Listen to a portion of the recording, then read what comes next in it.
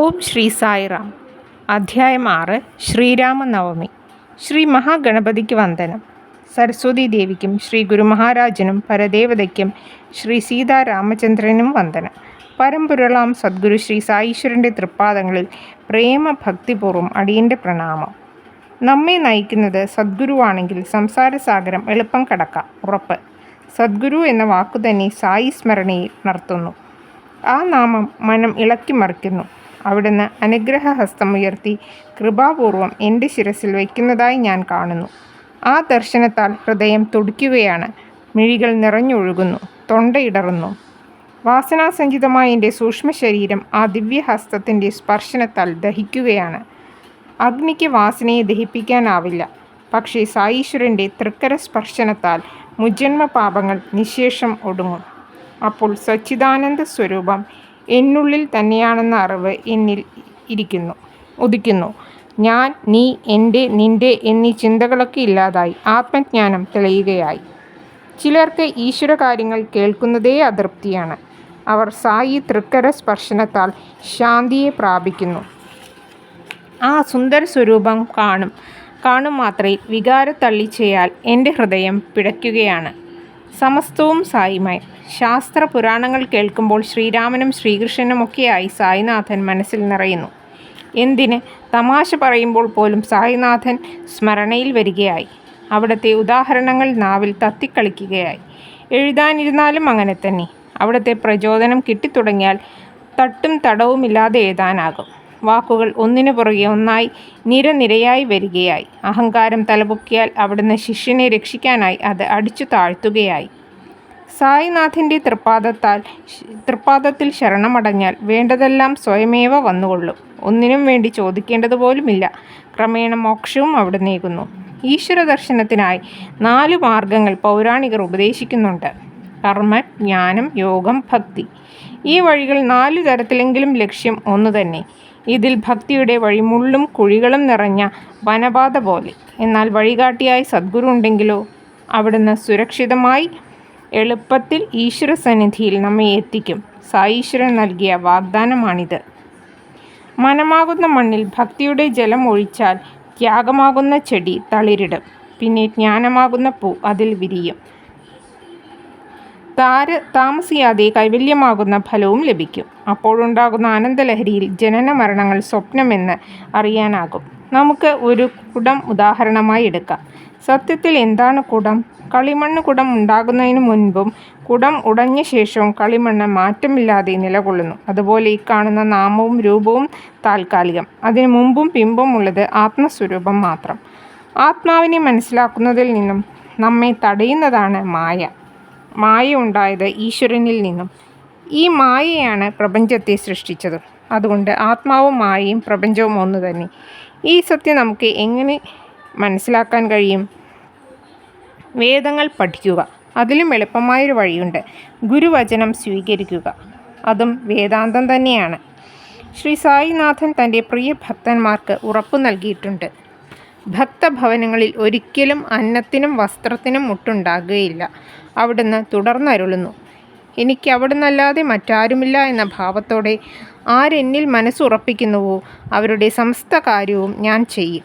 അതെൻ്റെ കർത്തവ്യമാണ്. ശ്രീകൃഷ്ണനും ഇക്കാര്യം തന്നെ പണ്ട് അരുളിയിട്ടുണ്ട്: യോഗക്ഷേമം വഹാമ്യഹം. ഗീത.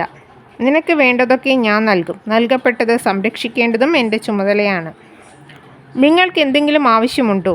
ജഗത് പ്രഭുവിനോട് അഹന്തയും ദുരഭിമാനവും ഉപേക്ഷിച്ച് ചോദിക്കിൻ, നേടിൻ. ആഹാരത്തിനും വസ്ത്രത്തിനുമായി ക്ലേശിക്കേണ്ടതില്ല. ഇഹലോക സുഖങ്ങളിലും പദവികളിലും മോഹിതരാകരുത്. ഇഷ്ടദേവതയുടെ മോഹനസ്വരൂപം മനസ്സിൽ സ്ഥിരമായി പ്രതിഷ്ഠിക്കൂ. മറ്റൊന്നിലും താല്പര്യമരുത്. എനിക്ക് വേണ്ടി മാത്രം കൊതിക്കുക. എന്നിൽ മനസ്സ് സദാ നിലനിർത്തൂ. അപ്പോൾ മനസ്സൊരിക്കലും ഗൃഹകാര്യങ്ങളിലോ വിഷയസുഖങ്ങളിലോ അലിഞ്ഞു പോകില്ല. അതോടെ നിങ്ങൾ നിർഭയരാകും. മനസ്സിൽ ശാന്തിയും സമാധാനവും നിറയും. ഇതാണ് ഉത്തമ ഭക്തൻ്റെ അവസ്ഥ. മനസ്സ് അസ്ഥിരമെങ്കിൽ അതൊരിക്കലും ഈശ്വരനുമായി ലയിക്കില്ല. അതിനൊരു എളുതായ വഴിയുണ്ട്.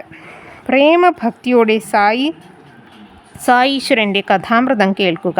ഈ സച്ചരിതം കേൾക്കുന്തോറും സംതൃപ്തിയേറും. മനസ്സ് ശാന്തമാകും, ശാന്തിയിലുമാകും. നമുക്കിനി രാമനവമി ഉത്സവത്തെക്കുറിച്ച് കേൾക്കാം. Gopal Rao Gund, circle inspector. അദ്ദേഹത്തിന് 3 ഭാര്യമാരുണ്ട്, പക്ഷേ മക്കളില്ല. സായി കൃപയാൽ അദ്ദേഹത്തിന് സന്താന സൗഭാഗ്യമുണ്ടായി. ആ സന്തോഷം പങ്കിടാനായി ഗോപാൽ റാവു ഉത്സവം നടത്താൻ ആഗ്രഹിച്ചു. ശ്യാമ താത്യ പട്ടേൽ, ദാദാ കോട്ടെ പട്ടേൽ എന്നിവർ മുഖേന ഈ ആഗ്രഹം സായി ചരണങ്ങളിൽ സമർപ്പിച്ചു. അഖിലേശ്വരൻ അതിന് അനുഗ്രഹവും അനുവാദവുമേകി. ഇനി വേണ്ടത് സർക്കാരിൽ നിന്നുള്ള അനുവാദമാണ്. അതിനായി അപേക്ഷിച്ചു. പക്ഷേ ചില ഉദ്യോഗസ്ഥന്മാർ മൂലം അനുമതി നിഷേധിക്കപ്പെട്ടു. എന്നാൽ സായിനാഥൻ്റെ അനുമതി പാഴിലാകുമോ? ഭക്തന്മാർ വീണ്ടും ശ്രമിച്ചു. ഇത്തവണ കളക്ടർ അനുമതി നൽകി. ബാബയുടെ അനുഗ്രഹത്താൽ ഉത്സവം രാമനവമി നാളിൽ നടത്തുവാൻ തീരുമാനിച്ചു. കരുണാനിധിയായ സായിക്ക് ഇക്കാര്യത്തിൽ ഒരു പ്രത്യേക ഉദ്ദേശമുണ്ടായിരുന്നു. ഹിന്ദു മുസ്ലിം മൈത്രി ഉറപ്പിക്കുക. അവിടുന്ന് ആ ലക്ഷ്യം സാധിക്കുകയും ചെയ്തു. ഉത്സവാനുമതി ലഭിച്ചെങ്കിലും പ്രശ്നങ്ങൾ വീണ്ടും ഉയർന്നു. ഷിർദിയിൽ ജലക്ഷാമം രൂക്ഷം.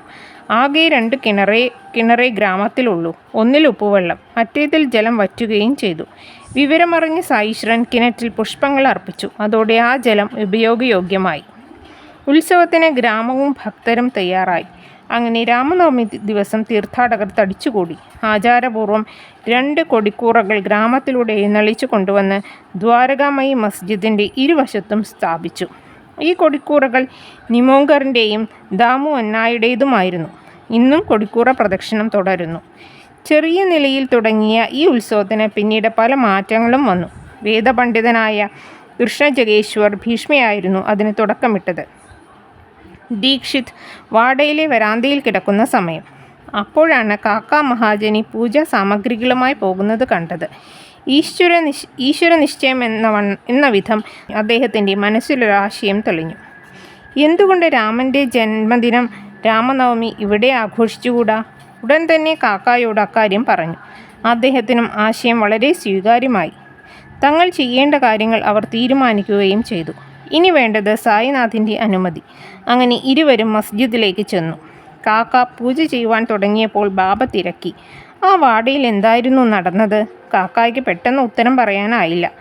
ബാബ ഭീഷ്മയോട് ചോദിച്ചു, നീ എന്തു പറയുന്നു? അപ്പോഴാണ് കാക്കയ്ക്ക് കാര്യം ഓർമ്മ വന്നത്. അദ്ദേഹം സ്വാമിയെ രാമനവമിയുടെ കാര്യങ്ങൾ അറിയിച്ചു. അവിടുന്ന് അത് അംഗീകരിക്കുകയും ചെയ്തു. അതോടെ ജയന്തി മഹോത്സവത്തിന് ഉടൻ ഏർപ്പാട് തുടങ്ങി. മസ്ജിദ് അലങ്കരിച്ചു. കീർത്തനാലാപനത്തിനായി ചടങ്ങനുസരിച്ച് അവർ തൊട്ടിൽ കെട്ടി. അപ്പോഴേക്കും ബാബ എത്തി. കാര്യമെന്തെന്ന് തിരക്കി. ബാബ ഇനി തടസ്സം പറയുമോ എന്നോർത്ത് സത്യത്തിൽ കാക്കായും ഭീഷ്മയും വിഷമിച്ചു. സായീശ്വരൻ്റെ രീതി അനിർവചനീയം. ഇനി ആഘോഷങ്ങൾ വേണ്ടെന്ന് പറയാനാകുമോ ഉദ്ദേശം? പ്രാർത്ഥനയോടെ അദ്ദേഹം സ്വാമിയോട് എല്ലാം വിശദീകരിച്ചു. അവിടുന്ന് സന്തുഷ്ടനായി. ചുവരിലെ തട്ടിൽ നിന്നും ഒരു മാലയെടുത്ത് കാക്കായെ അണിയിച്ചു.